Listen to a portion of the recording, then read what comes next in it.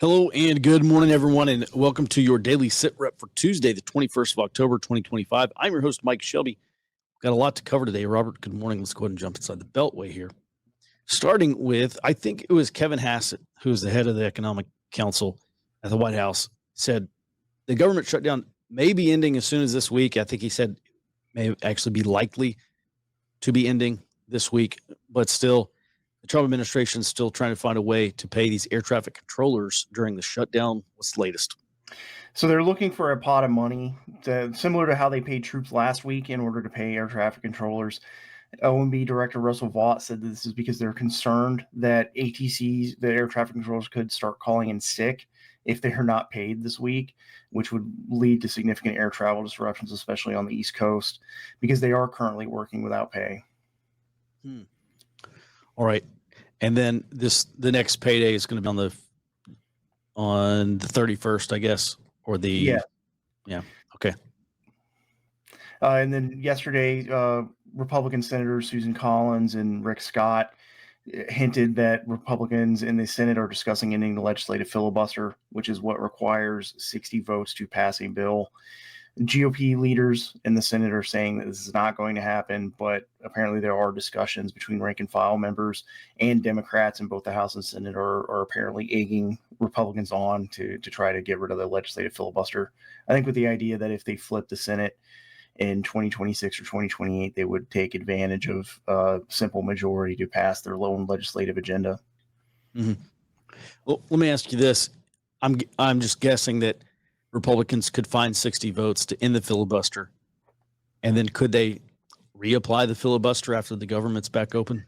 Well, the method that they would use to end it is what's called the nuclear option. Basically, they just pass a bill or they vote on a bill, get a simple majority, and then just act like it's passed. And the court apparently what is called the nuclear option, where they would just ignore the Senate rule and then continue on with Senate business as if it didn't exist. They could reimpose it in the future, but I think at that point it's basically opening the door for Democrats to just do the same when if they manage to flip the Senate in the future. Mm-hmm. Okay. All right. And then over to redistricting, which is, I think, the biggest strategic political event that's happening across the country. Ohio is looking to, I guess they've been on our map for a while to be redistricting, but what's the latest? Yeah, their redistricting committee and their state legislature is scheduled to meet today. They're ostensibly going to be considering a couple of new mid-decade maps, and which they have until the 31st of October to adopt. However, what I think is really happening here is that the Ohio Republicans, they're delaying getting a map out for procedural reasons, because if they go past that 31 October deadline, then they have until November 1st to pass, or I'm sorry, November 30th to pass a new map by a simple majority, which would allow Republicans to pass whatever map they wanted. Mm-hmm. All right. And then yesterday we heard from some Democratic strategists that basically they say the Democrat Party is going to have to start from zero again in 2032 because of the end of the year census, or the end of the decade census in or around 2030. And then the redistricting in 2031, it's basically going to reset everything. And I think a lot of people are expecting major apportionment changes due to that census. One thing we haven't heard a lot of is how much money Democrats have heading into the midterms, and what apparently there's a funding crunch of something like that. Yeah, at the state level. So there was news that broke yesterday that at the federal level, the Democratic fundraising has slightly edged out Republicans, but at the state level, they're still facing major funding issues. And a lot of these state level Democratic parties said this is part of what one of them called a post-Kamala backlash, where they said a lot of major donors have retaliated against the Democratic National Committee by cutting donations, including auto-renewing donations through Act Blue. The DNC did say they were going to increase monthly payments, which I think, interestingly, they're going to increase monthly payments in red states to Democratic parties significantly more than they are in blue states. I think with the idea of trying to build out some of this electoral infrastructure in red states, especially to challenge Republicans for some of these state houses and state legislatures, because the state level parties are saying they don't have enough money to keep especially party organizers on the payroll between elections right now, because they're receiving I think in blue states the DNC is currently giving about $5,000 per month, and in Republican states about $10,000. So they're going to roughly double those amounts heading into the 2026 election. Mm-hmm. Now I know what people are going to say, or what some of the audience is thinking. How much of the government patronage system, where you have these no bid contracts for many millions of dollars going to friends of Democrats, and then they're taking some of that money and refunneling taxpayer money back into candidate fundraisers or back into party funding? I guess the question is, how much of Doge and how much of the budget cuts that we've seen, which have been minimal even at the federal level, how much of that do you think is actually has an end use back in the Democrat Party, maybe these state level parties? I think that would be primarily at USAID. A lot of that, if I remember correctly, when Doge first started targeting USAID, the reports came out about like $25 billion a year or something of USAID funding goes into the United States, with a lot of that going into that very opaque nonprofit network that does funnel money between different groups, including some Democratic campaigns. Mm-hmm. Yeah, and listen, I don't mean to conspiracize, and I completely understand the backlash against Kamala, how donors could be pretty upset that there was not actually a Democratic primary process for their party's presidential nomination. But it is just odd that Doge comes in and they start cutting a bunch of these federal programs and trying to downsize some of the federal spending. And then all of a sudden these left wing and progressive and Democrat groups start saying, "Oh, we don't have enough money anymore." And there are layoffs at some of these media outlets. And you just have to wonder, is it a coincidence, or is there really something there? All right. At any rate, thanks for that. All right. And then let's go ahead and talk about this big news out of the Ninth Circuit. Are we about to see National Guard troops deployed to Portland finally? Yeah, I think so. So the Ninth Circuit Court of Appeals, or a panel of judges from the Ninth Circuit, they struck down that restraining order that was blocking the Trump administration from deploying National Guard troops in Oregon. And Oregon officials have appealed that. They're asking for what's called an en banc hearing in the Ninth Circuit, which means it's 10 judges and the Chief Justice of the Ninth Circuit. They have not voted on that yet. In the meantime, I expect the Trump administration is going to move forward with the deployments as fast as possible before any other kind of restraining order ends up in place. I think ultimately that ends up at the Supreme Court, because last week the Seventh Circuit extended a block on troop deployments in Chicago, which with how this Ninth Circuit en banc appeal goes, could create a circuit split, which means the Supreme Court's likely to take up the Trump administration's appeal pretty quickly. Mm-hmm. And then we've also been waiting, and it's still hung up in the courts, but the Trump administration said they were going to deploy National Guard troops to 19 states. And we've been tracking that for a couple months now. Any word on either of these circuit court decisions, if that's going to affect that at all?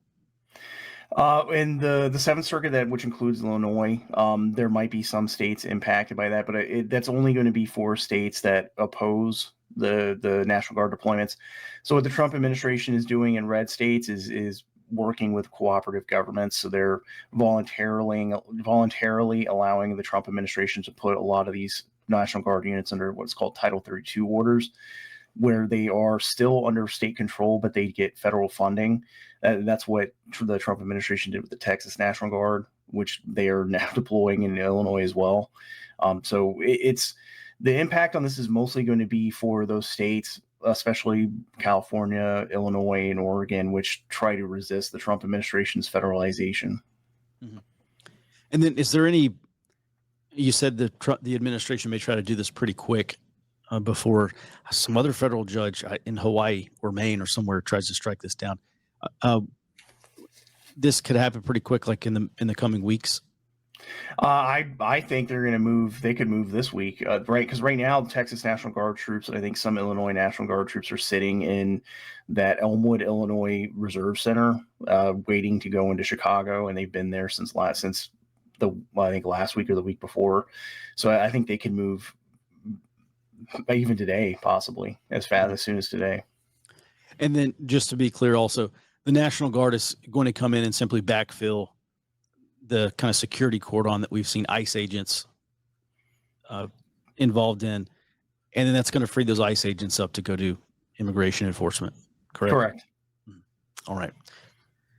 I was thinking yesterday. I said, I wonder if there's a hotel in the vicinity of this ICE facility in Portland that has enough floors where we could hop up there and maybe do battle tracking in real time. Because, Portland's one of those places where, we've seen what happened in LA and New York and Chicago, or I guess we're about to see Chicago for the National Guard. But Portland is one of those tier 1 cities. And I think a lot of people are expecting fireworks, and I think they're right about that. At any rate, let's mull on that. Maybe we go do something in Portland since these fireworks are likely. All right. Thanks for that, Robert. Let's go ahead and move on. Global Sit Rep Jared. Good morning. Morning. All right. You talk about Chinese red lines and this one China policy, and really Chinese officials have been saying for a long time, if China declares independence, that is a red line. And it looks like Taiwan's starting pretty close to this, saying that one China is not real. It never really existed, effectively calling, it seems to me, calling on the U.S. to end their one China policy as well. Yeah. This is specifically Taiwan attacking the 1992 consensus. The president said that there's no way to achieve peace using that.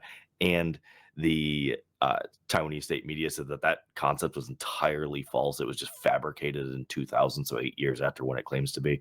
Now, that the 1992 consensus is the basis for any interaction between China and Taiwan. It's saying there is one China. We just disagree on what the one China is. They're saying, no, there are two Chinas. There are only two Chinas. The only way to achieve peace is two Chinas. That's a de facto declaration of independence. We've seen this a couple times out of Taiwan. I expect, specifically from President Lai, I do expect a pretty severe reaction from China over this. Mm-hmm. All right. And then the United States and Australia struck a critical minerals and gallium refining investment. What's the bottom line, Jared? The bottom line is this is securing a ground to deployment munitions supply chain. The gallium refining is being invested in by the Department of War. I thought it was very important that this is $3 billion in the next 6 months. That's a very short timeline for what they're doing. And the entire thing is pulling the gallium out of Australia, refining it in Australia, building the munitions in Australia, deploying to the Pacific. And gallium was one of the critical minerals that China put an export ban on, or some kind of export restriction a couple of years ago. Yeah. Okay. All right. And then meanwhile, over in Poland, we continue to see these European countries talk about things like stay behind operations and having these national, effectively, well, it's a civil defense, but they're training up domestic militias in a lot of these European countries, especially in the Baltics. And this latest is out of Poland.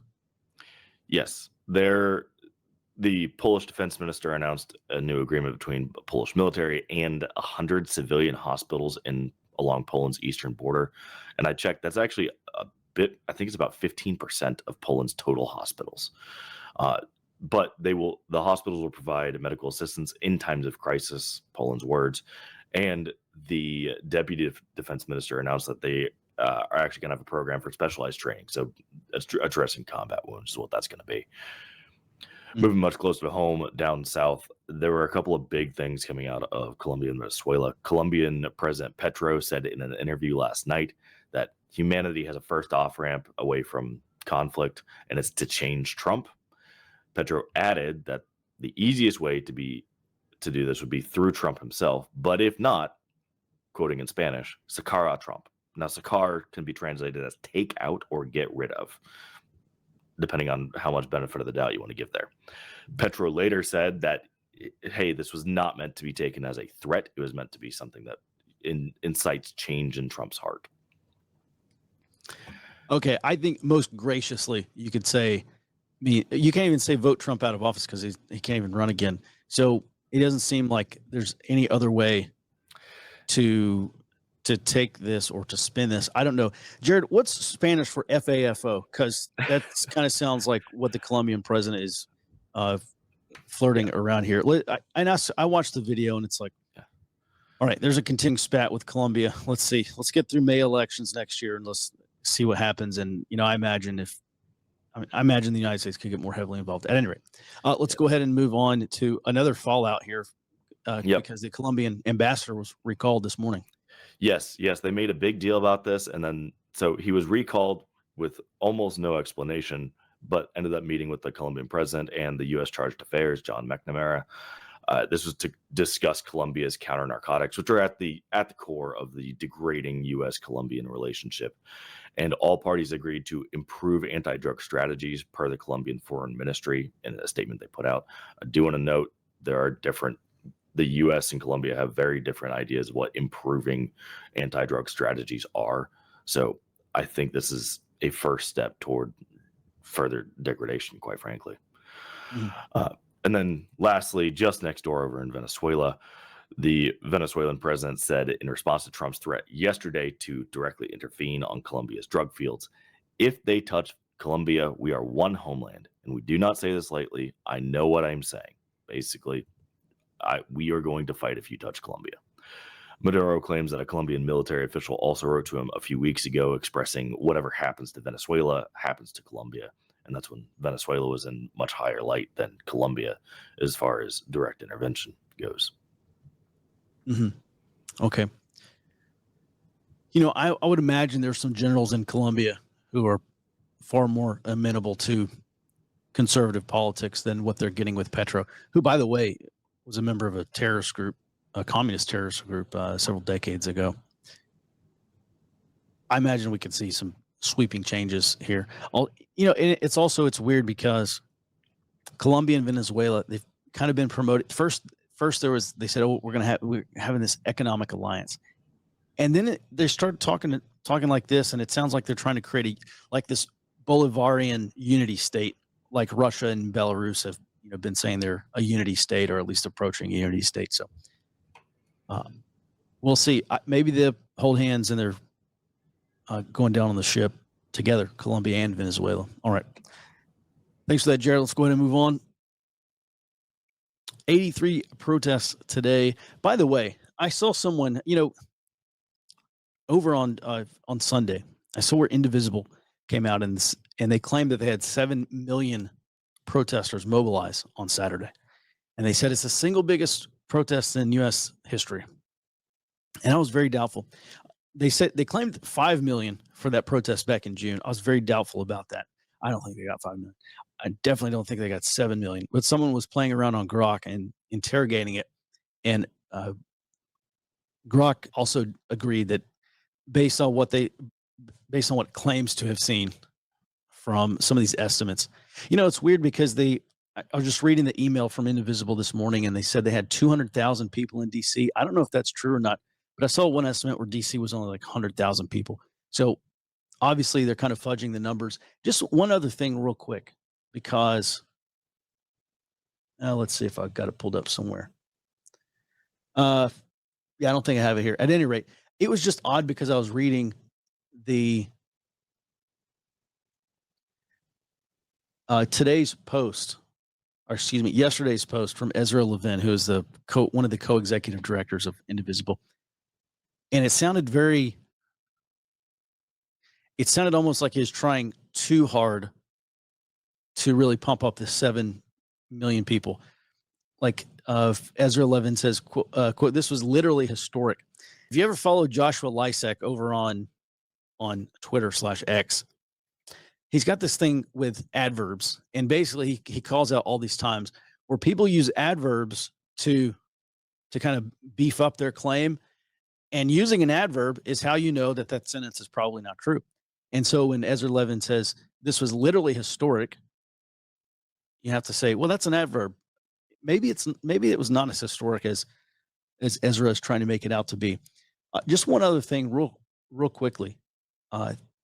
Just several times he said he just reiterated that this was a historic day. And you're going to hear me say that a lot about how historic it was. And you should be calling it historic too, and just get people used to hearing about how historic the 7 million people protester turnout was. And it just sounded like he doth protest too much. So it's another reason where you should probably doubt the 7 million number. Yesterday's post is pure propaganda, in my professional opinion. At any rate, coming up over on the high side for the rest of our members only briefing, we're going to talk about our Homeland Operations brief. We'll also talk about, we got some items in the far left brief today. Included in that is another push to get a Democratic socialist at the top of the Democrat ticket heading into the 2028 presidential election. We'll talk about that as well. And then also one of the largest Antifa websites say they're closing down operations, and we're going to dig into that. This is a massive, massive thing. It is one of the most popular websites. It's a place where I lived on that website in 2020 because they were just constantly posting updates about what was going on and what they're talking about and what they're doing. And very interesting development. With that, everyone, head over to forwardobserver.com/trial if you want to start a free 7-day trial. Join us over on the high side. That is our members only briefing room. And with that, everyone, have a great rest of your day. And Jared, if you would please take us out. Early warning, folks, please stand by.